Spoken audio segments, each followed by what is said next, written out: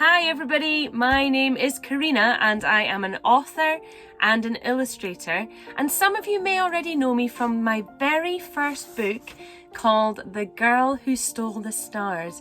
Give me a wave if you've already read The Girl Who Stole the Stars. Oh yes, some of you are waving. Great, oh fantastic. So you've already read The Girl Who Stole the Stars, but I have some extra exciting news for you today, because today I am going to be reading you my brand new picture book, which is called The Boy Who Rescued a Rainbow. And this is my brand new picture book, and you are in for a treat today because I am going to be reading you the story. But before we begin that, we better make sure that you are sitting comfortably. So first of all, make sure that you have your listening ears switched on so that you can hear the story. Some of you might need to switch those buttons on. That's it. Right, listening ears are on. Make sure all the wriggles are out of your bottom, so give your bottom a good wriggle and a jiggle. Make sure you're sitting comfortably. And when you're ready, I'll start the story of the boy who rescued a rainbow. Once there was a boy who was strong and brave and fearless. He sailed the deepest oceans. He climbed the highest mountains.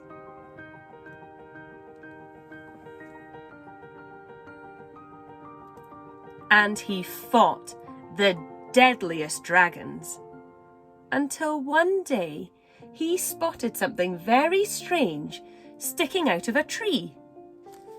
It was a rainbow, and it was stuck. The boy looked carefully at the rainbow. The colours were faded and worn. It had holes and tears. The rainbow was completely broken. He couldn't just leave a broken rainbow lying around, so he gently scooped it up and carried it home. The boy had never looked after a rainbow before. Taking out his toolbox, he set to work. First, he matched up the broken bits and fixed them back together. Then he stitched up the tears and patched up the holes. And finally, he restored each of the rainbow's colours. Together, the boy and the rainbow sailed the deepest oceans. They climbed the highest mountains. And of course, they fought the deadliest dragons. But his rainbow kept getting smaller and smaller and smaller.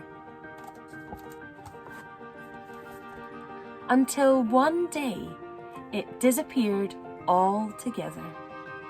The boy searched everywhere for his rainbow, but it was nowhere to be found. It was gone. The boy felt confused.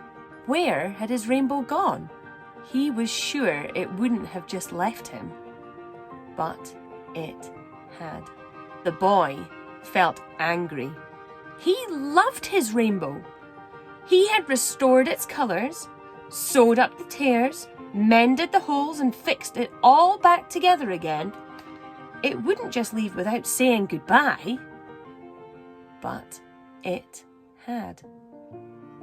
The boy looked up at the sky and shouted, "Please come back!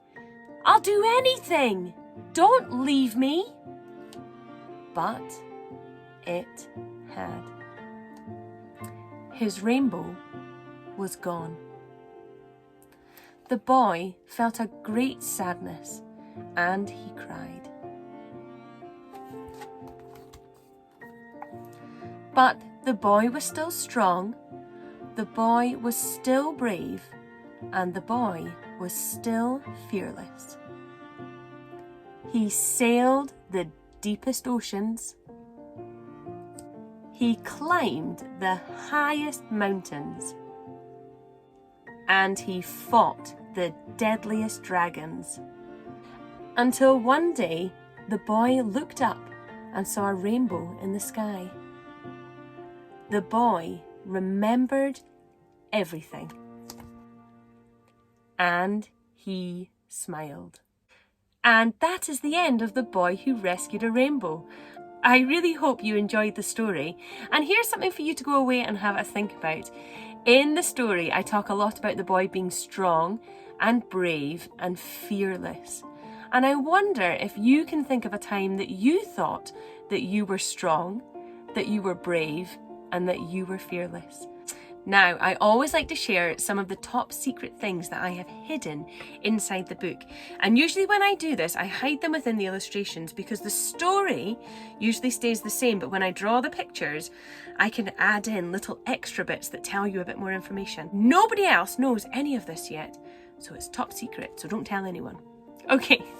Let's have a look inside The Boy Who Rescued a Rainbow and see what I can show you. So the first thing I want to show you is the little boy in his bedroom. Now, whenever I am drawing characters or thinking about characters, I like to base them on people that I know. Because when I think about people I know, I think about their personality, I think about the things they like and the things they dislike, and it gives me a bit more information about the character. So this character is called George because my dad is called George, and I decided to base the character on my dad called George. And if you look very carefully up here on his wall, it says, "I am strong, I am brave, I am fearless, I am George." And that is the little boy's name, and you have to look very closely to see that. And because the main character is based on my dad is a big football fan. Is there any football fans out there? Anyone else like football? Oh, I thought there would be a few of you. Well, my dad loves football, and he loves to go and watch his favourite team, which is Ross County. And if you look very carefully on the end of the little boy's bed, you will see he's got his Ross County strip here. And for those of you who don't know who Ross County is a team that's based in a place called Dingwall, which is in the north of Scotland, not far from where I live. And also, actually, now that I look very carefully at the picture down here, if you look closely, he's got his scarf, but he's also got a copy of The Boy Who Rescued a Rainbow, and he's got a copy of The Girl Who Stole the Stars. Fantastic. Right, let me show you something else. This image was about the boy climbing the highest mountain. And further on in the story, I refer to this as my Everest. And that's because when I was a little girl, probably about, I think I would have been about 7 or 8 years old, we climbed I think it would be a hill rather than a mountain. And it's called Fyrish.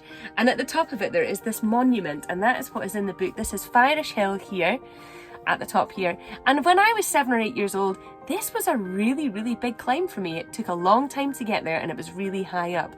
So this was my Everest. This was the highest mountain that I could think of when I was 8. And this is the monument at the top here. Some of you might have even been to Fyrish. And if you have been, you'll know exactly what I'm talking about. Okay, I've got one more top secret thing to tell you about. This image here is one of my favourite images because, my goodness, the amount of stuff that my children have under their bed is ridiculous. And usually whenever we've lost something, when we go looking for it, I always say to them, have you looked under your bed? Now, under this bed, there are lots of hidden things that I have put in the pictures here. And if you look very closely, down in this bottom corner, and if you read The Girl Who Stole the Stars, you would have met Chris Mouse, who was in The Girl Who Stole the Stars, and he is actually hiding in The Boy Who Rescued a Rainbow as well. He is fast asleep in amongst the mess under the bed. Okay, one last thing. So, I am obviously the illustrator of this book, which means I drew all of the pictures, but I have a confession. I didn't actually draw all of the pictures, I drew all of them apart from one. And this one here that you see here, if I bring this a bit closer, this picture here, which is upside down at the moment, so I'll turn it round. This picture here wasn't drawn by me. This was drawn by my daughter, who is 3 years old, and this is a drawing of herself that I added into the book as well. And that is some of the top secret information hidden inside the book. Now, before I go, and because I'm excited to share this book with you, there's something else I love to do as well as writing and drawing, and that is singing songs. Is there anybody out there that likes to sing songs like me? You do? You do like to sing songs? Thank goodness for that, because I don't like to sing them on my own. Right, here's a challenge for you, and you might need somebody to help you pause the video so that you can go and get something. We are going to be singing the Rainbow Song, and I would like you to find something that is either red or yellow or pink or green or orange or purple or blue. So you've got to choose one thing, which is one of those colours, and see if you can pause the video now and go quickly and get it. Quick as you can, off you go.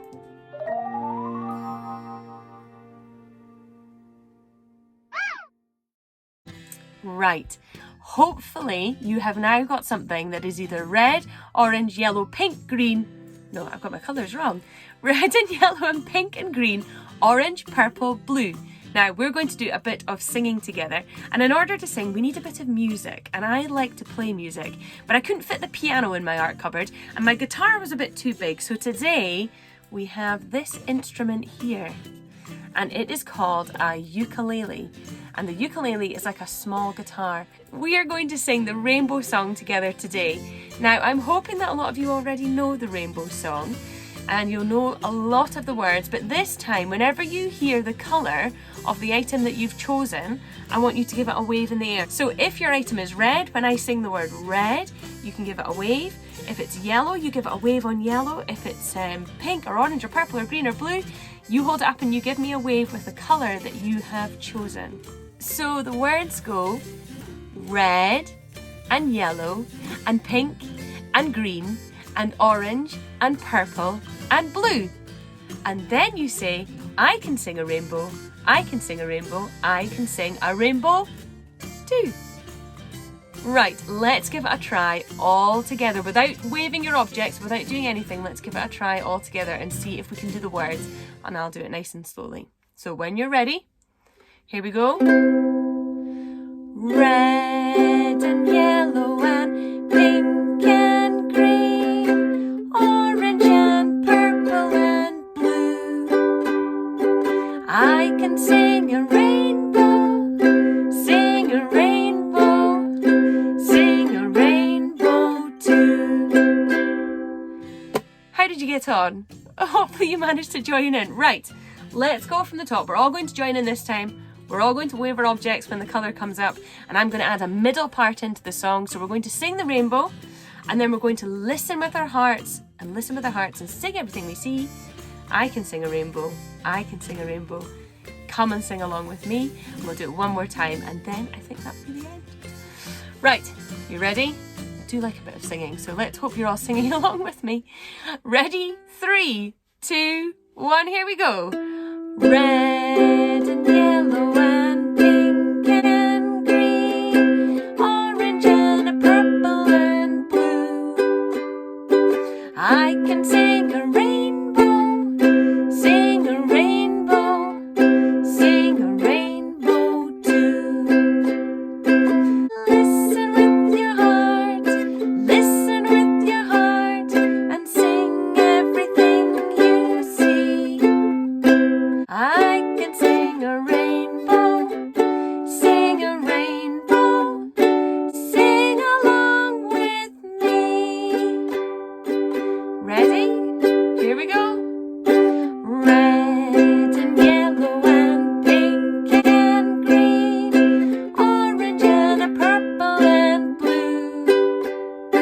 I can sing a rainbow, sing a rainbow, sing a rainbow too. And that's the end of our singing. I hope you managed to join in for some of that, and maybe you might want to go away and practice that song, because I love that Rainbow Song and it goes so well with my book, so I thought it was worth us doing. It has been fantastic joining you all today for a bit of story time and a bit of singing, and I'm just so excited to see my book out in the world. So keep an eye out for it whenever you're in a bookshop, or maybe when you're in the library, see if they have The Boy Who Rescued a Rainbow. I'll hopefully see you all soon. Thanks for joining me. Bye everybody.